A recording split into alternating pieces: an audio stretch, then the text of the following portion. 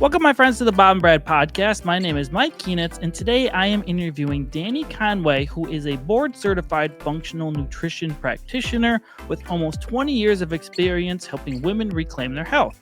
She specializes in addressing hormone shifts, gut issues, and metabolism challenges, especially for women over 40, by identifying root causes rather than treating symptoms. Dani's approach combines functional lab testing, personalized nutrition guidance, innovative protocols with some mindset coaching, emphasizing sustainable habits over restrictive dieting. Known for her meat-based, plants-optional framework, she empowers clients to boost energy, clarity, balance weight, and overall wellness while breaking from diet culture. Now, a word from today's sponsor. Looking to level up your nutrition knowledge, Human Kinetics publishes some of the most trusted and best-selling books in sports and functional nutrition. Nancy Clark's Sports Nutrition Guidebook has sold over 750,000 copies, helping athletes and active individuals get the most out of the meals they make and the foods they choose. For professionals navigating the world of supplements, Dietary Supplements in Sports Performance offers clear, science-backed guidance to help clients cut through the hype and make informed decisions. And if you're plant-powered or working with athletes who are, plant-based sports nutrition is packed with practical strategies for optimizing performance on a vegan, vegetarian, or plant-forward diet. Explore these titles and many more at humankinetics.com. Use promo code BB20 at checkout to get 20% off. But hurry, this offer ends December 1st. Fuel your knowledge and elevate your impact. Well, welcome to the program, Dani. Thank you so much for joining me today. Awesome. Thank you for having me. It's a pleasure. So I think we're just going to get right into the questions here. So what inspired your transition from yo-yo dieting to becoming a functional nutrition practitioner? Yeah, so anyone who's yo-yo dieted before knows that yo-yo dieting is not sustainable, nor is it fun, right? So it really set me on a path looking for something different. When I was at the height of my yo-yo dieting, I was 65 pounds overweight on a fat-free diet. I had tons of hormone and digestive issues, and that was in my 20s, and that did not feel sustainable for me. So that really set me on a path looking for something different, nutritionally, health-wise, all the things.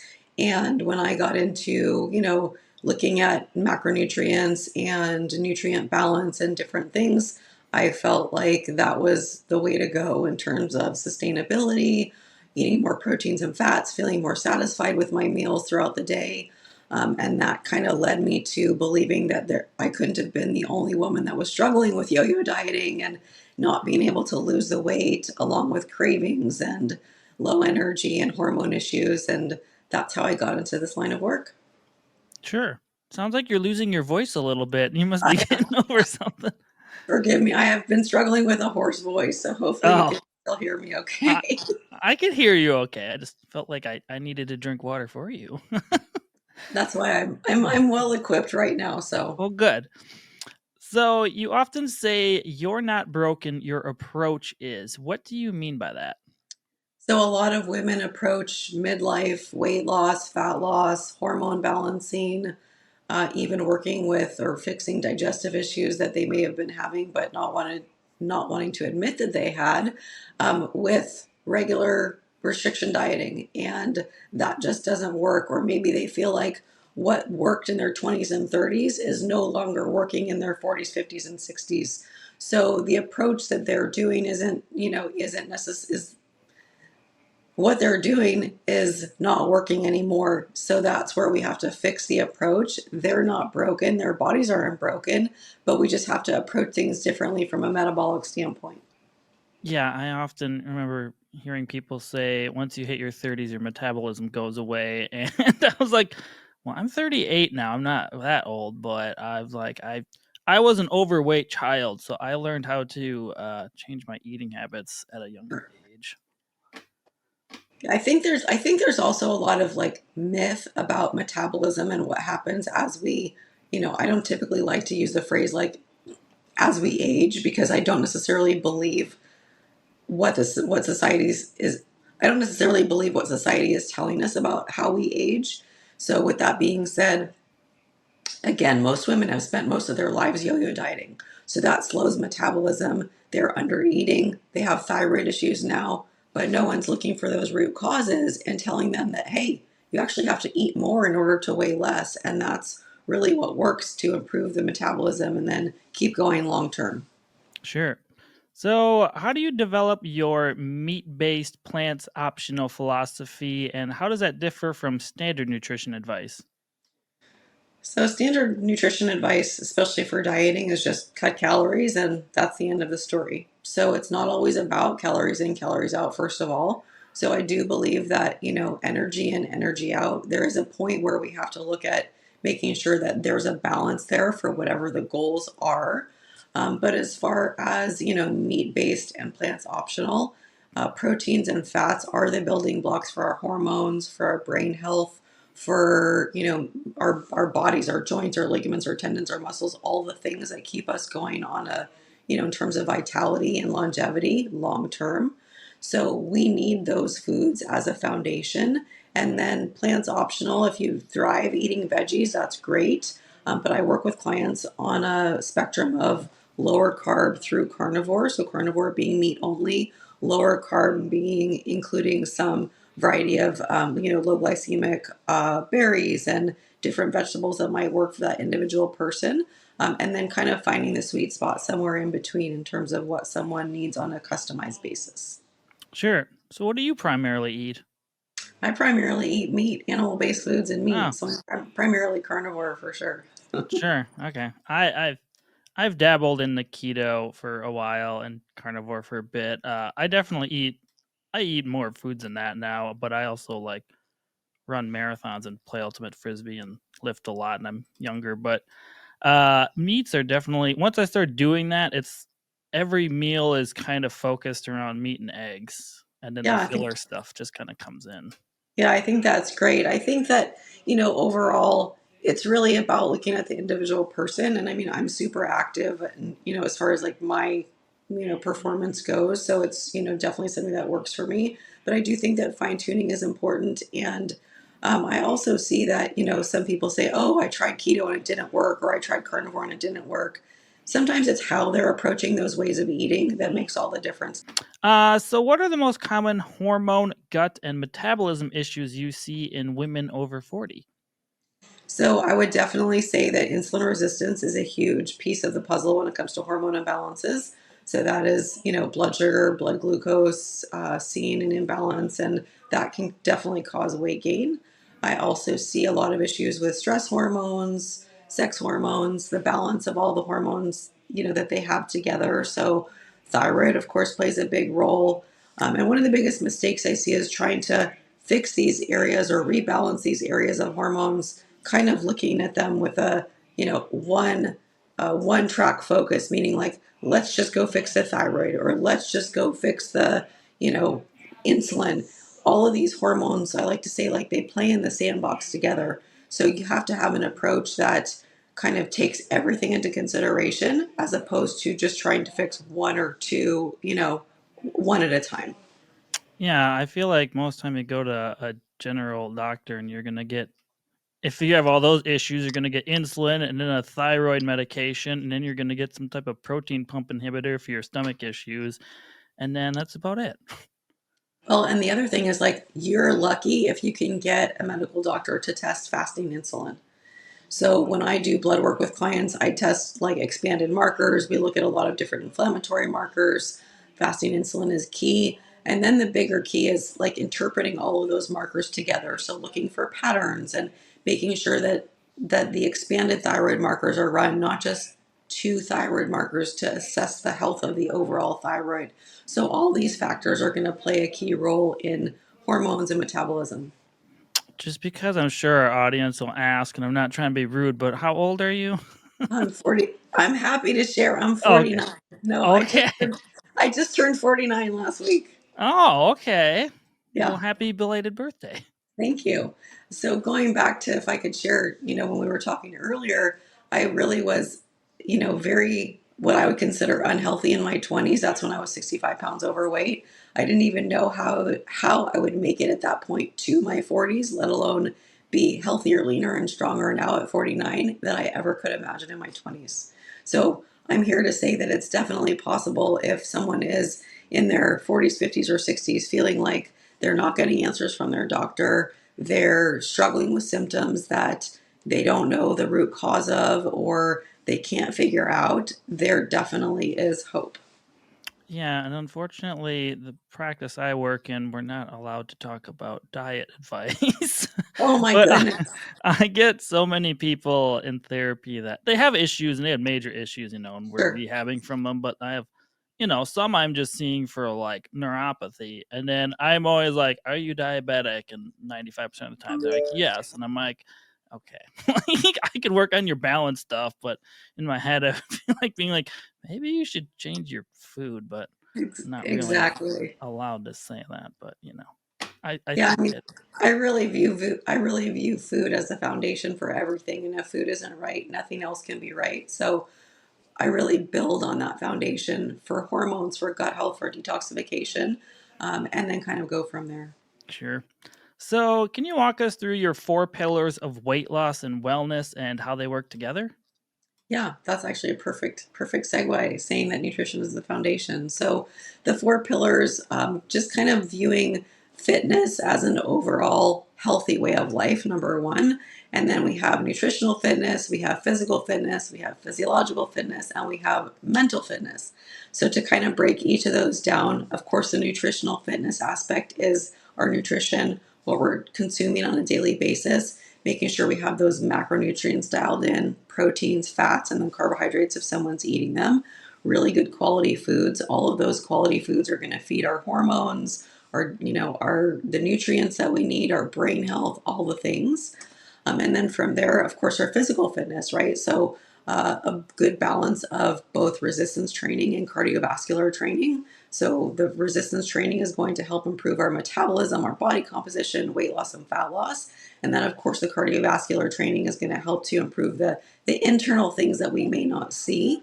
And then we have our physiological fitness. So this is where the physiology side of things comes in, the hormones, the gut health, the detoxification, making sure all these systems are working together, making sure that they're in balance, or if someone is having a lot of symptoms, we might need to rebalance them from the inside out.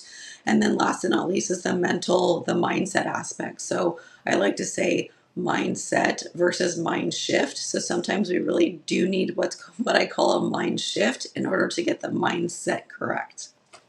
Sure. Yeah, people do need a mind shift oftentimes. I feel like I don't know. I feel, especially when someone's very pessimistic, it's kind of hard to get them on board For sometimes sure. with And I things. do feel like, sometimes the whole fix your mindset thing, I feel like it's a little played out and people don't always grasp what they need to do to actually fix their mindset, even if they need to fix their mindset. So having that term of like mind shift in there can just kind of is enough to make someone stop and think, oh, shift. Okay. And then maybe shift how they're looking at things. Yeah, I would say mind shift is very important, especially with like people that are kind of habitual eaters, meaning Yes. like every night if you sit down and watch TV and you're used to eating ice cream or something, it's kind of a hard habit to break. Yeah, for sure. And like in those cases, those are something where I would say like, okay, we need to figure out, obviously they're getting some type of joy or dopamine hit, or they're getting something from that. So a lot of times we have to shift how we're getting those needs met. So if it's then emotional eating, this is obviously a huge issue for men and women.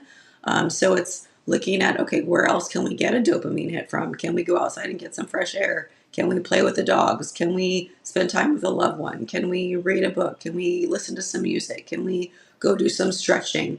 And so it takes a little bit of time and, of course, effort, because habitual emotional eating can drag us down. I mean, I've been there. You've probably experienced, clients you work with, same thing.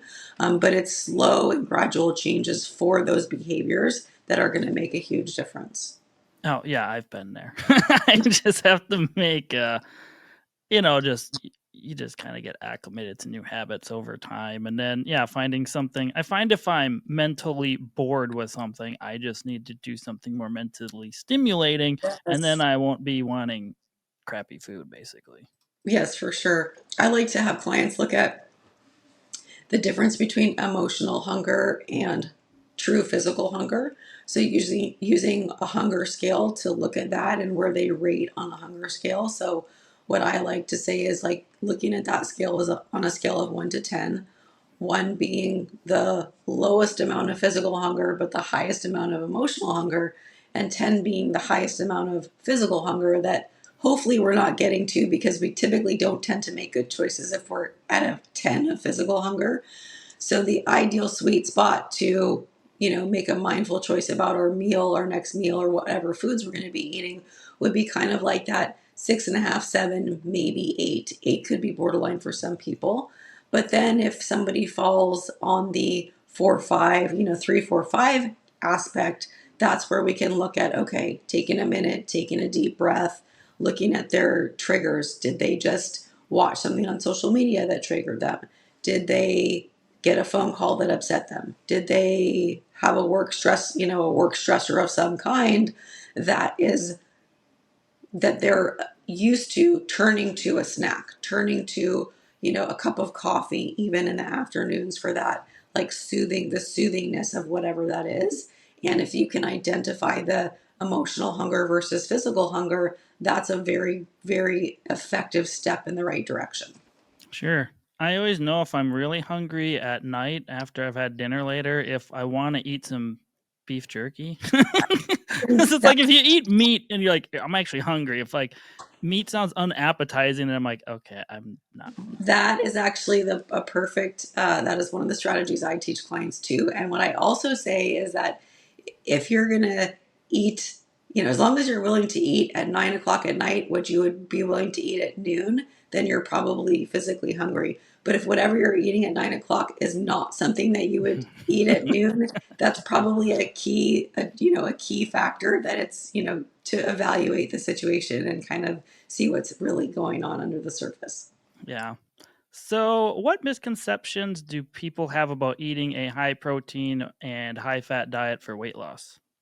Yeah, so a lot of people think that it's going to be damaging for inner organs. A lot of people think that it might just be too many calories if they're used to restricting, you know, restriction diets. Oh, just eat 1,200 calories or whatever the case is. They don't realize that these foods are the building blocks for, our internal everything, muscles, ligaments, tendons, brain health, that all of these foods feed what we need on a daily basis to create enough energy to be able to expend enough energy. So those are some of the big myths. Yeah, I remember when I ate more just keto with very little veg and mostly meat. You feel very light on your feet. It's probably just the no bloat, I'm Yeah, I was just going to assuming. say there's a lot of lack of bloating at that point. I think overall in general, I mean, my goal for clients is sustainability and results. So if someone comes to me and they need to do a significant elimination diet for whatever's going on for them, we might have them do carnivore for a period of time. And then for some people, the goal is to be able to add foods back in so they can eat in a way that feels sustainable. For others, they definitely feel like carnivore would be a sustainable way of eating. So adding foods back in might not be that important to them, but my goal is to get them to a point where if they wanted to add foods back in, they're not going to have bloating and stomach aches and gas and constipation and all of the symptoms that happen to them when they eat certain foods. So it's up to the client as to whether they want to eventually do add in more veg, things like that, or stay more meat based. But the goal is to eliminate the symptoms and then have them be able to have an approach that's sustainable and be able to maintain their long-term results. Sure. So, how do you use functional lab testing to uncover the real root causes behind symptoms like fatigue or weight gain? So I love functional testing. I mean, test, don't guess is my approach to figuring out what's happening with symptoms.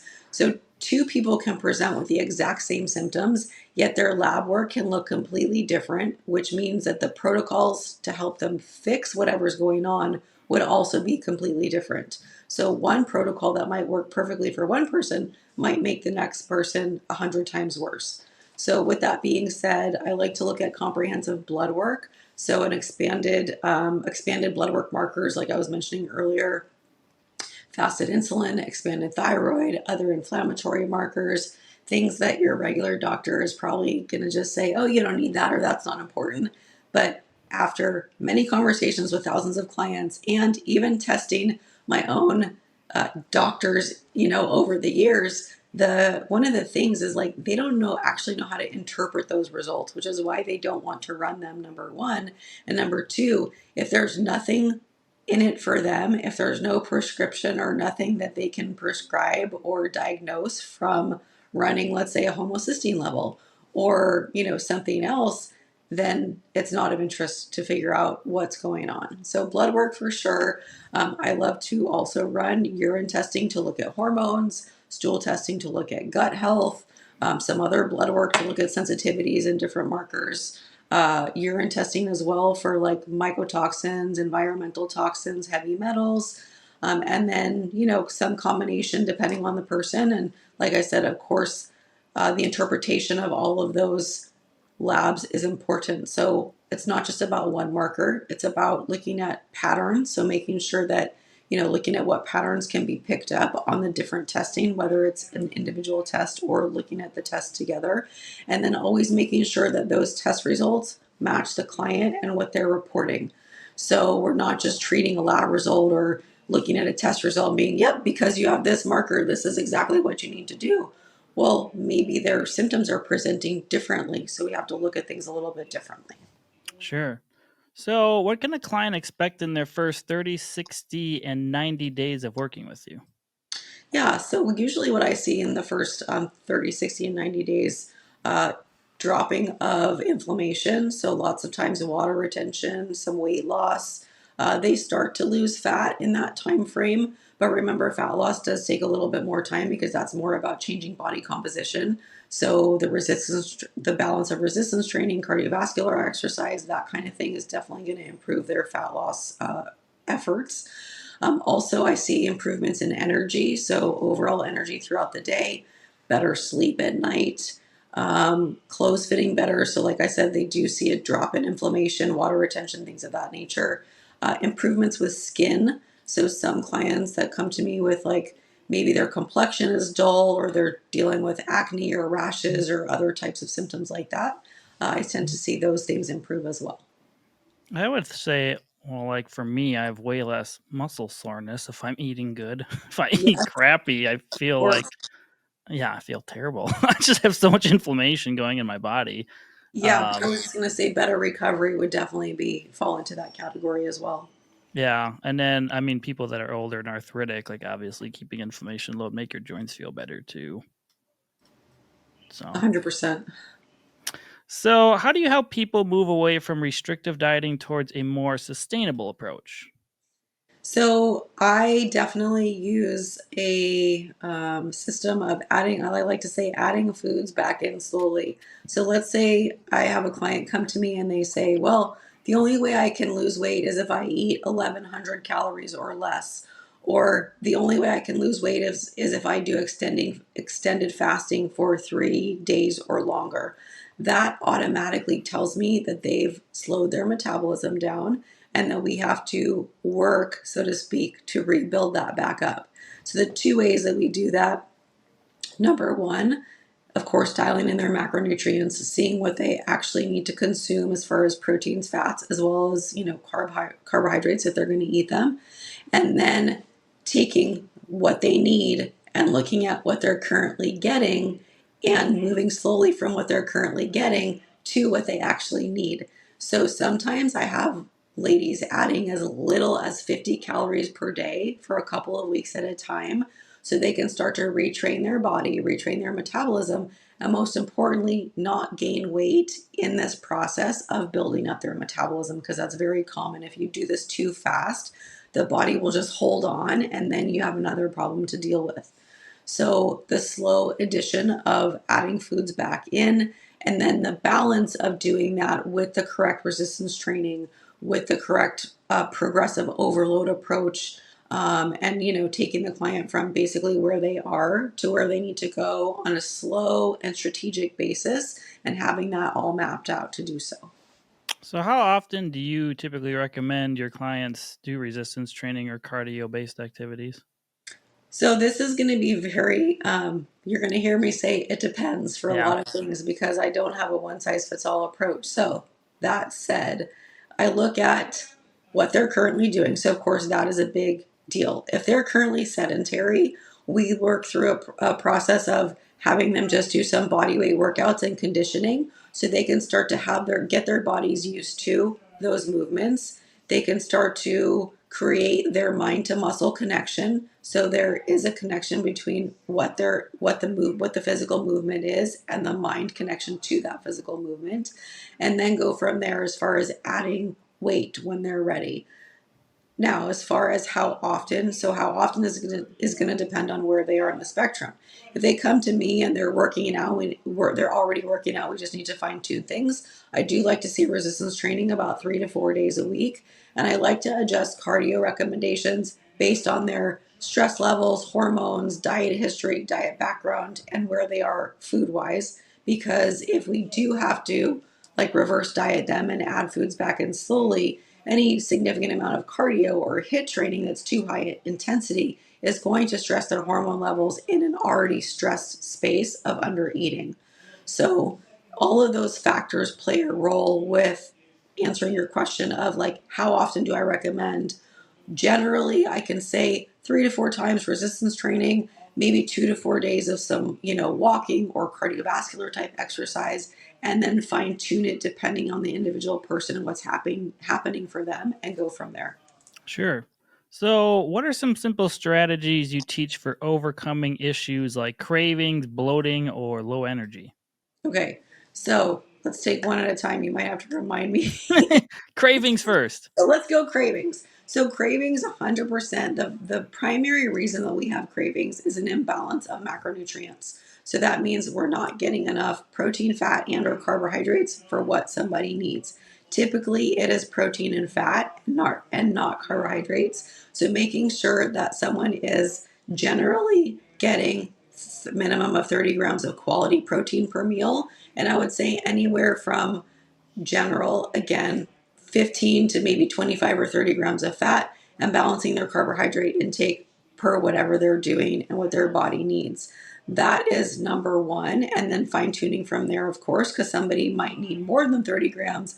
But what I often see, especially in midlife women over 50, is that because as a woman, our mentality is, you know, eat less, weigh less. So then it's like, oh, I'm just going to have 1 or 2 eggs for breakfast. Okay, that's 7 to 14 grams of protein. And then they wonder why they can't think the rest of the day. They're so fatigued. They're not recovering from the workouts they are doing. And then they're craving all this bad food by the end of the day. So another mistake is eating too much at the beginning of the day and expecting the body not to catch up at the end of the day. So that's number one for cravings, would be balancing their macronutrients and getting enough protein and fat. The second would be working on sleep for that one for sure. Obviously, that's going to help with energy, but sleep deprivation, poor sleep quality, not enough deep sleep, getting to bed too late at night, waking up too early in the morning, all of those things can affect our hunger hormones, our leptin or ghrelin, and can definitely affect energy and cravings. And Okay, then so what was the third thing you said? we said bloating and low energy. Okay, bloating. So bloating, looking at how much processed food they're actually getting. So starting to overcrowd, what I call overcrowd the processed food, which with the good quality whole foods, protein, fats, and carbs if they're eating them. So that's number one. And then looking at, obviously with processed foods comes a lot of sodium and other, food chemicals, things of that nature. So that is important as well. Another thing for bloating could be grains. So if someone is getting a lot of grains or poor quality carbohydrates, that can definitely affect bloating.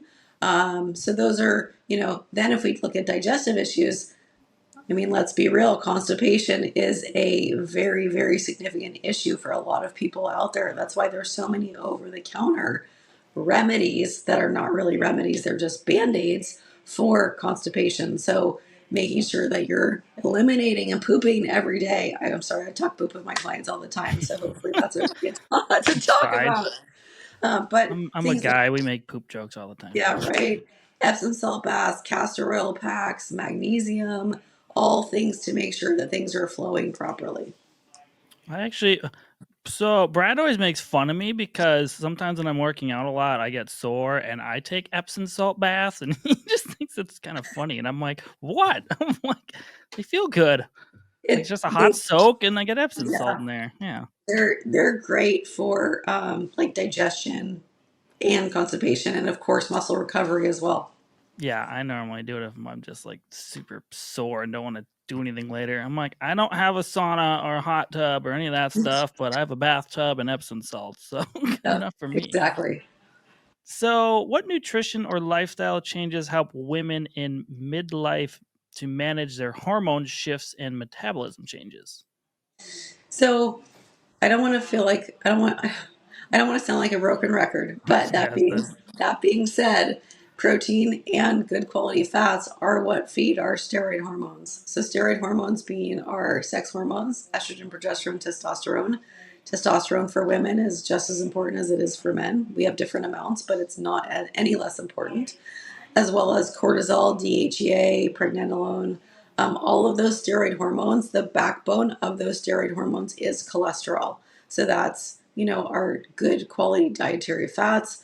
Proteins are going to be a building block for hormones as well as brain function, neurotransmitters.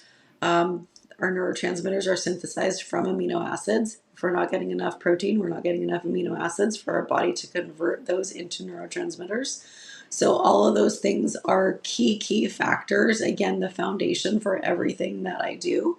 And if food isn't right, nothing else can be right. So if someone's not getting the right nutrients, it's very hard to give them a hormone balancing protocol and say, or other innovative strategies and say, yeah, just try these if your food isn't right first. yeah. My mother, she's later 60s now, but she's a type 1 diabetic. She's had it since she was like mid 20s or something. Mhm. Um, but yeah, she's in like decent shape and she monitors her carbs, but she still eats like a ton of them, and she eats a lot of protein, luckily, but she also doesn't like a lot of fat. And Sure. trying to tell your mother these changes when you're, her kid. She never wants to listen to me, but Have her watch this podcast. I've had so many books at my house from I'm like, sure. mom. I even have I don't know, Dr. Bernstein is the type Uh, 1 diabetic doctor guy that's like in his 80s. Yeah, I even have his book at home, and she's just like, I don't want it. I'm like, well, fine. family is often the hardest. Yeah. So I try. Whatever. So, how can you incorporate newer tools like peptides or biohacking into your practice, and who are they right for? Yeah, so I like to make sure the foundational pieces are in place first. So I don't necessarily, I will never, you know, I will never give someone peptides or say they should take peptides if they're not eating well first, if they're not sleeping well, if they're not, getting that balance of the workouts, the training. And it's not that peptides couldn't, or supplements or any innovative protocol couldn't help those people, because sometimes those are the things that can kind of help them, take a faster next step.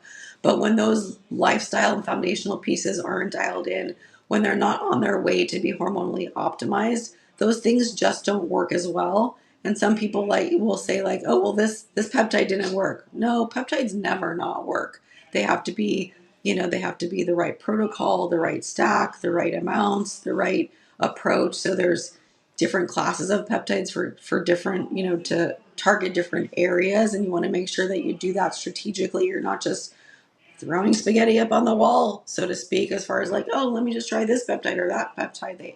They all have to work together. So just making sure that things are stacked properly, and the protocol is right for the individual person. Do you want to explain what a peptide is? I suppose I should have asked that first. Sure. Absolutely. So peptides are small molecules that our body actually does make endogenously, but when we use them exogenously, we're kind of helping our bodies we're kind of directing our bodies to tell it what to do. So, just like collagen production, over time can reduce as we get older. Muscle mass can decrease as we age if we're not, conscientiously resistance training and doing all the right things.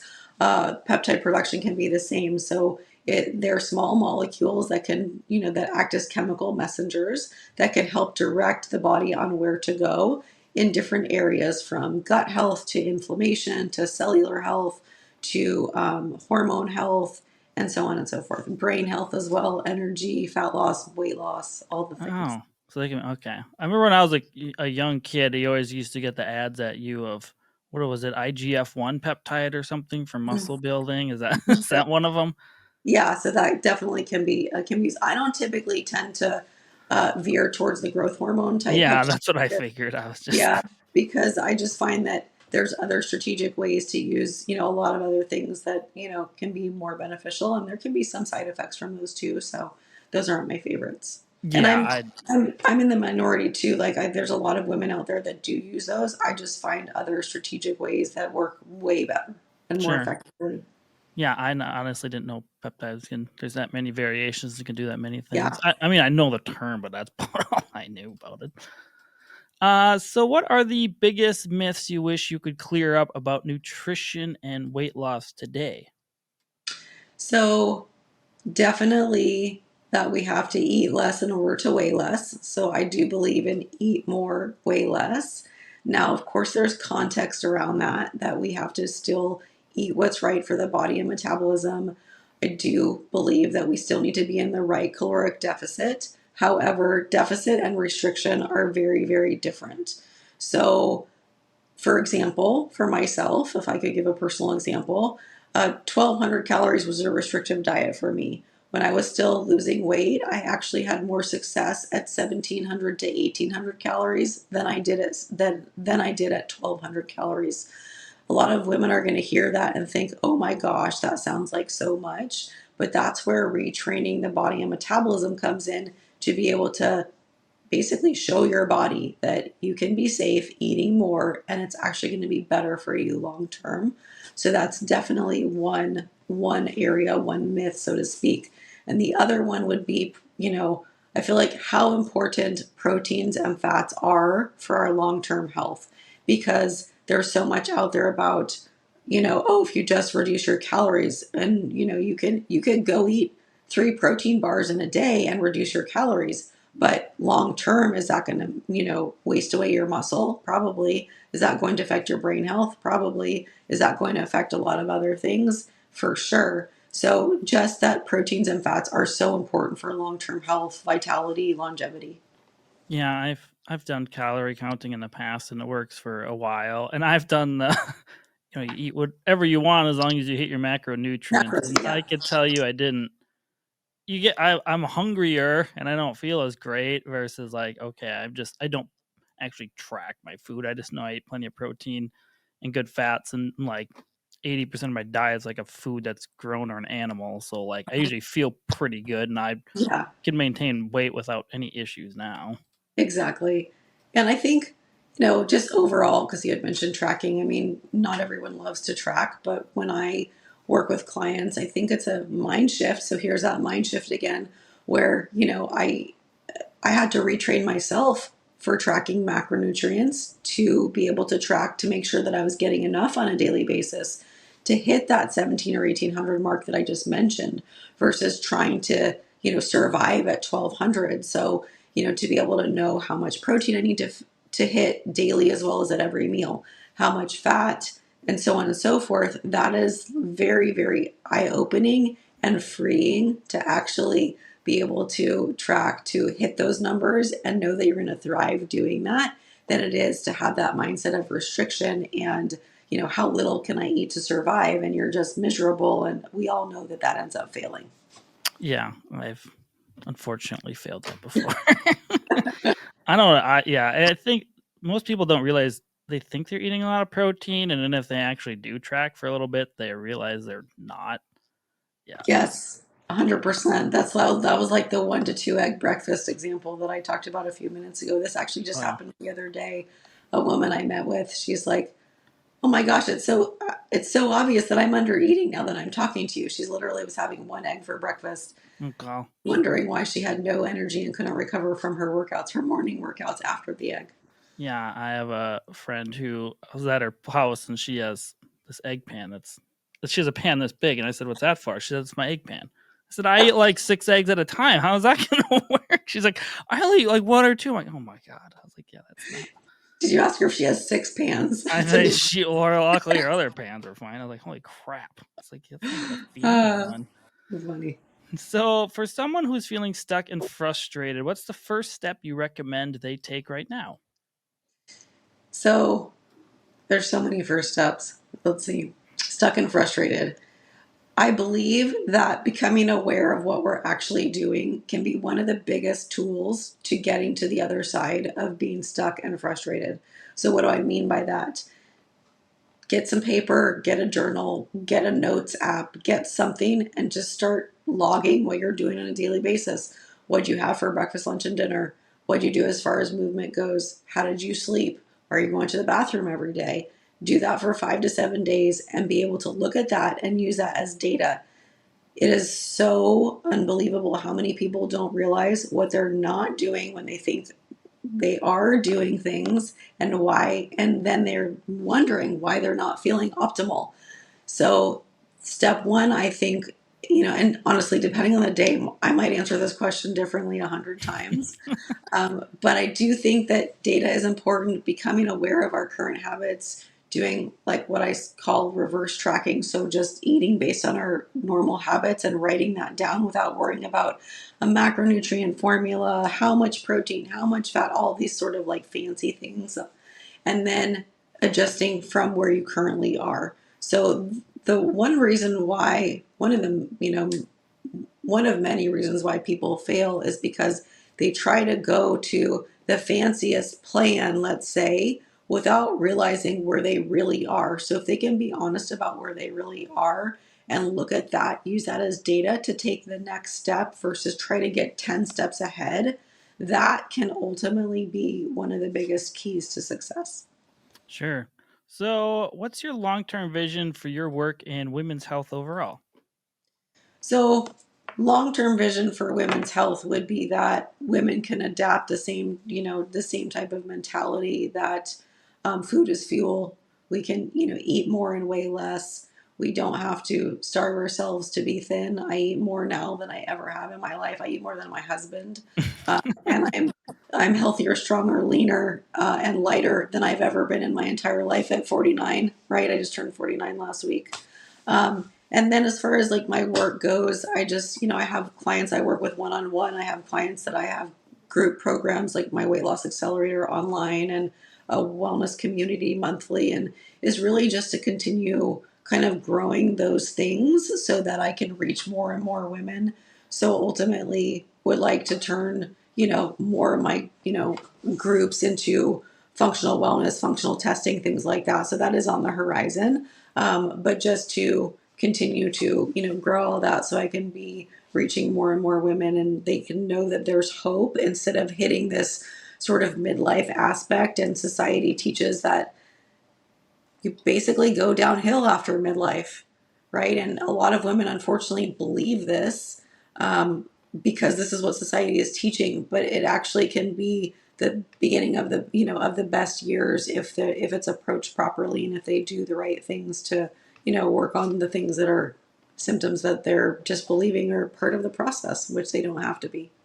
So, where can people find you at online, your website, or social media platforms? Yeah, so my website is nutritionthenaturalway.com. My IG Instagram handle, Dani Conway Official. I do a ton of Q&A and share a lot of information on my Instagram stories and in my posts. So that is definitely a great place to just learn more. I have my 7-week online program called the Weight Loss Accelerator. And at the time that we're recording this, I have one starting early December. So that's going to run actually through December and January. And the reason I did that this year, if you don't mind me sharing, is because a lot of women get very a lot of women get very excited around New Year's, and somewhere around mid to late January, things get less exciting and they just kind of start to fall off. And all of a sudden it's like, oh gosh. So my goal is to take women through that whole process, the transitioning of the season, so to speak, meaning support through the holiday seasons as well as beyond that we'll call it the new year sort of fall off. So that's my weight loss accelerator. And then I also have a monthly wellness collective. So we go beyond diet. It's on a platform off of social media. We have weekly Zooms. I do Q&A sessions. We dive into topics like hormones, adrenals, thyroid, peptides, digestion, detoxification, all of the the fancier things. And that's a great place as well. So those are my kind of top 3 places. Sure. Well, thank you so much, Dani, for joining me today. Is there any last remarks you'd like to say before we go?